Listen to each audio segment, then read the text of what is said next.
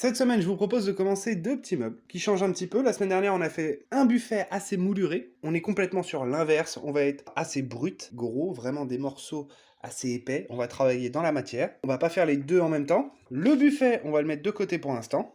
Petite console avec des morceaux de bois assez épais. Et on va venir se faire une console très simple. Un plateau vraiment brut. Le but du jeu, c'est de venir travailler la matière. Donc, je sais pas encore quel traitement je vais faire, quel ponçage je vais faire, mais je pense que je vais partir sur un bois brossé, relativement mis en valeur avec un traitement assez fort, pour qu'on ait vraiment un bois rustique, et essayer de venir travailler la matière sans pour autant partir sur des options énormes avec des tiroirs, des machins. Pour commencer, comme d'habitude, on dessine ce qu'on veut, on fait une petite fiche de débit, et ensuite, on fait les petites courses. Pour ce petit projet, moi j'ai pris des bastings, comme je vous ai dit, de coffrage, c'est du 63 par 175, on est sur du 4 mètres de long. On va faire comme d'habitude, on s'appuie sur la fiche de débit et on va se préparer des petits plateaux. J'ai pas fini mon débit, je vous montre juste les étapes au fur et à mesure. Moi j'ai débité 3 bouts là en 120, c'est pour une planche de l'un des deux meubles. Je vous montre juste un petit peu les étapes. Ce qu'on va faire déjà, c'est sélectionner son bois, sélectionner son bastin par rapport... Bon, ça vous le faites surtout en magasin. Souvent dans les magasins de bricolage, ils sont un petit peu voilés, on va pas se mentir. Donc prenez ceux qui vont vous arranger le plus, vous les débitez à peu près à la dimension que vous voulez.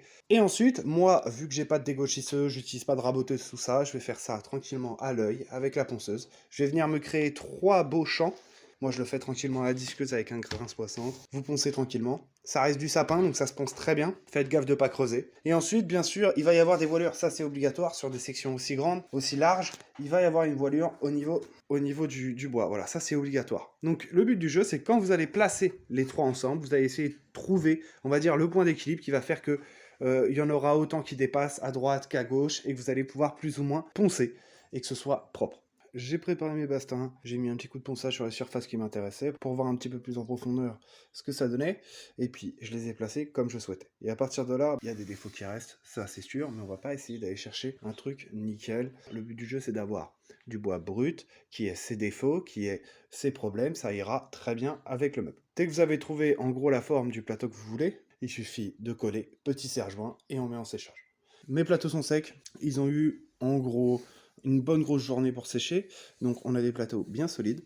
Maintenant, on va devoir les faire bien propres, à la bonne cote. J'ai coupé tout ce que je devais couper, les plateaux sont à la bonne dimension. Maintenant, on va partir sur le traitement de surface. Vu qu'on est sur un meuble qui est relativement simple au niveau de la structure, on va se faire plaisir avec le traitement de surface. J'ai fait un test dans mon coin tranquillement. On va faire un bois brossé comme ça. Vous avez un effet un peu creusé sur tout le long. Quand on va mettre le traitement qui va être sûrement du brou de noix ou une teinte qui va venir faire ressortir le veinage, les reliefs vont ressortir encore plus. C'est un traitement de surface qui n'est pas facile à faire. Donc pour ça, il va vous falloir 2-3 petits trucs. Donc déjà, le but du jeu, c'est qu'on va venir aplanir notre pièce. Donc tous les défauts qui sont à droite, à gauche, on va venir le retirer tranquillement à la ponceuse. Donc pour ça, il va nous falloir la meuleuse. Donc prenez une meuleuse qui a un variateur, parce que les accessoires qu'on va utiliser sont assez puissants. Ensuite, il va nous falloir une brosse comme ça. Cette brosse va venir retirer toutes les parties les plus tendres du bois et va laisser les parties les plus dures. On met un coup de brosse partout, on creuse comme on souhaite creuser par rapport à l'épaisseur, ça c'est vous qui voyez. Et ensuite, on va utiliser un petit disque à lamelles comme ça. J'utilise pas mon plateau parce que on va utiliser la tranche du disque pour venir rentrer à l'intérieur du veinage et venir poncer les endroits où la brosse est intervenue. C'est quelque chose qui prend beaucoup de temps. On fait les choses étape par étape et logiquement ça se passe très bien. Donc je commence par aplanir toutes mes pièces. Je vais retirer tous les reliefs, tous les résidus de colle qui traînent comme ça, tranquillement avec la ponceuse. Et si vous voulez vous aider, alors ça c'est pas obligatoire, mais si vous voulez vous aider, vous pouvez utiliser aussi un disque comme ça. Alors c'est un disque qui ressemble à une râpe et qui vient retirer pas mal de matière et ça permet de pouvoir retirer les gros reliefs qu'il y a, venir travailler les angles beaucoup plus facilement pour faire des arrondis un peu comme ça. Dès que vous avez fait le petit disque à sculpter, la petite râpe là, voilà, on a un rendu qui est comme ça. Donc faites attention, ça arrache énormément, ça vient vraiment creuser et surtout quand vous l'utilisez dans le sens de la sortie du bois. Il faut que le disque il tourne vers l'extérieur du bois à chaque fois pour retirer de la matière. Donc faites très attention, c'est un outil qui est efficace mais qui est très dangereux. Pour ceux que ça intéresse, ça s'appelle un disque à sculpter. Dès qu'on a fait ça, qu'on est content du résultat, moi je suis venu arrondir toutes les arêtes un peu vives, on part sur la brosse. On prend la brosse et on passe partout et vous faites l'effet que vous voulez. Après la brosse, on en est là. On a du relief un peu partout. Nickel, donc maintenant il nous reste juste le ponçage. Après le ponçage, vous le faites comme vous le souhaitez, avec l'outil que vous voulez. Moi, j'utilise ça. Et puis si vous voulez finir à la main proprement, vous finissez à la main pour bien rentrer dans les rainures. Après, c'est à vous de choisir. Dès que tous les plateaux sont poncés, on touche tranquillement à la fin du traitement de surface. Moi, ça m'a pris en gros 1 h 30 pour faire les 4 plateaux. C'est vraiment la grosse partie de ce meuble. Maintenant, on n'a plus qu'à assembler les 4 ensemble. Et logiquement, on aura un petit meuble. On va faire à tous les endroits où il va y avoir besoin d'un serrage. Un perçage avec un logement pour un tourillon assez grand. Donc là, on est sur un tourillon de 16. Ça va nous permettre d'avoir un trou assez gros et de faire une esthétique de goupille de bois avec de la colle. Mais nous, on va rester sur quelque chose de simple. Serrage à la vis, comme ça, on va pouvoir régler plus ou moins. 4 endroits, il va y avoir des fixations. Il va y avoir le bas pour le plateau inférieur. Donc, on va percer les pieds, mettre une vis de 10, et ce sera très bien. Et au-dessus là-haut, on va juste venir chercher à percer en diagonale, et venir visser par le dessous, et prendre le plateau. Par contre, ce qui va être important, vu que c'est un meuble qui est relativement squelettique avec 2 pieds et 2 plateaux, il va falloir que l'assemblage soit vraiment propre, et que tout soit bien à 90, et qu'il n'y ait pas de défaut de parallélisme ou d'angle droit. Donc je commence par percer avec une petite mèche de 16, je vais venir percer le logement du tourillon, donc là je vais au moins retirer la moitié de l'épaisseur, comme ça je serai tranquille. Petit coup de perçage partout, et ensuite on perce pour le passage de vis. Les perçages sont faits, maintenant on va s'occuper du haut, pour avoir directement le passage de vis pour les vis qui vont venir de l'intérieur, avec un angle à 45, pour pouvoir venir se prendre dans le plateau supérieur. Moi je vais venir par la tranche, directement, je vais essayer de choper au moins la moitié, voire les 3/4, pour avoir assez de bois pour pouvoir faire un bon serrage, et je vais venir percer avec un angle, et je vais essayer de ressortir sur la paroi intérieure. Ce qu'il faut, c'est se laisser de la place, et surtout de la marge pour pouvoir faire un bon serrage. J'ai tout percé, donc on voit bien 3 points de fixation au niveau de la tranche, qui ressortent à l'intérieur. J'ai mis un petit coup de forêt conique, c'est bien d'avoir ça dans son atelier. Comme ça permet, sur des vis qui vont être en angle comme ça permet d'agrandir le logement ici, pour qu'une tête fraisée puisse se mettre à l'intérieur sans pour autant casser ou fissurer. Voilà, ça fait un bon petit logement pour une tête fraisée. Par-dessus tout ça, moi je vais vérifier que mes pièces soient bien foncées, soient bien propres, parce que dès qu'ils vont être assemblés, c'est un peu plus compliqué. Faire un truc vraiment nickel, pour que je puisse faire mon assemblage et que mon meuble soit pratiquement fini. Donc, j'ai finalisé mes pièces, je les ai installées, j'ai vérifié si tout allait bien. Pour me faciliter la tâche, je me suis pris des petites cales. J'ai mis 7 de bastin, plus un petit bout de parquet en 2,3. En gros, on est autour des 9-10. Petit serre-joint pour venir mettre en contrainte et être tranquille pour pouvoir visser. Maintenant, on n'a plus qu'à prendre les vis de 10 et venir visser proprement. Vérifiez bien que tout vous convient avant de commencer à visser ou n'importe quoi.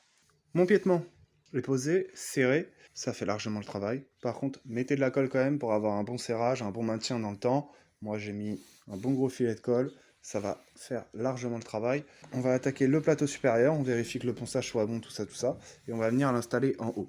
Alors, vous ne serez pas parfait, ça c'est sûr.